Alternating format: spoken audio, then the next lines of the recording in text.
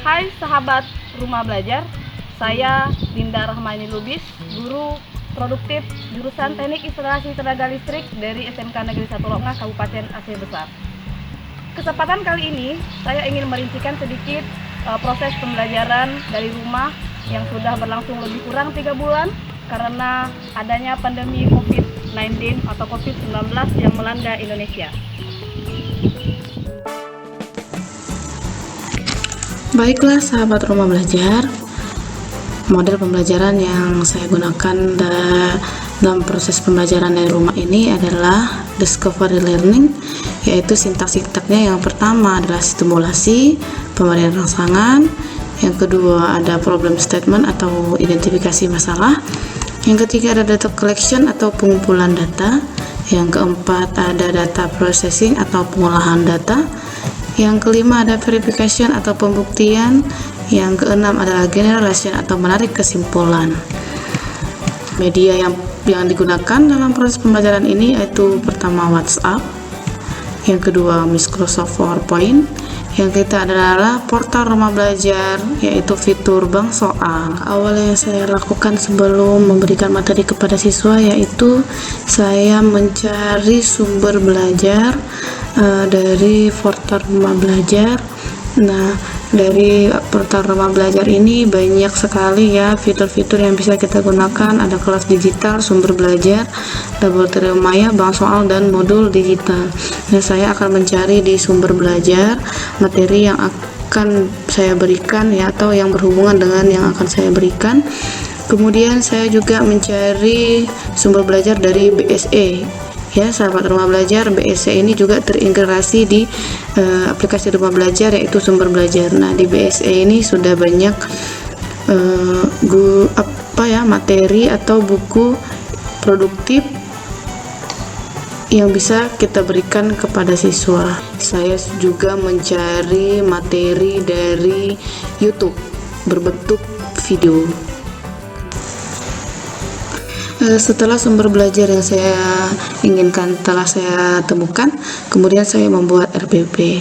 RPP yang saya buat ini paling sederhana, tujuannya agar dapat mengukur materi dan soal yang akan saya berikan kepada siswa. Setelah pembuatan RPP selesai, kemudian saya membuat PowerPoint seperti ini ya, sahabat Rumah Belajar. Yang pertama, di PowerPoint ini sudah saya bukukan panduan-panduan agar peserta didik lebih terarah atau tahu proses yang akan mereka lakukan. Kemudian saya juga sudah membubuhkan video pembelajaran yang sudah saya peroleh dari YouTube agar materi yang akan mereka cari atau mereka identifikasi lebih terarah. Nah, mereka dapat mengamati video ini, mana poin-poin yang belum mereka mengerti dan mana poin-poin yang sudah mereka mengerti. Dari PowerPoint ini juga mereka dapat mencari materi yang lain. Nah, dalam PowerPoint ini juga saya sudah membubuhkan berbagai gambar instalasi ya. Jadi dari gambar-gambar ini mereka dapat mengidentifikasi poin-poin mana yang belum mereka pahami. Nah, kemudian setelah PowerPoint ini selesai, saya memberikan materi ini dalam media WhatsApp. Nah, di WhatsApp kelas ini saya sudah memasukkan atau memberikan panduan sedikit kepada siswa dan memberikan PowerPoint yang sudah saya kerjakan tadi ya. Nah, kemudian setelah peserta didik ini selesai dalam pengerjaan atau berdiskusi, saya membuat evaluasi dari portal Rumah Belajar. Evaluasi dari portal Rumah Belajar ini sangat menarik dan sangat bagus ya, sahabat Rumah Belajar, karena dalam evaluasi ini kita dapat membuat soal dan siswa sendiri bisa mengerjakan secara online. Jadi portal Rumah Belajar ini sangat membantu dalam proses belajar mengajar dari rumah. Ya, sahabat Rumah Belajar, ini salah satu contoh tugas yang sudah dikerjakan oleh siswa melalui PowerPoint.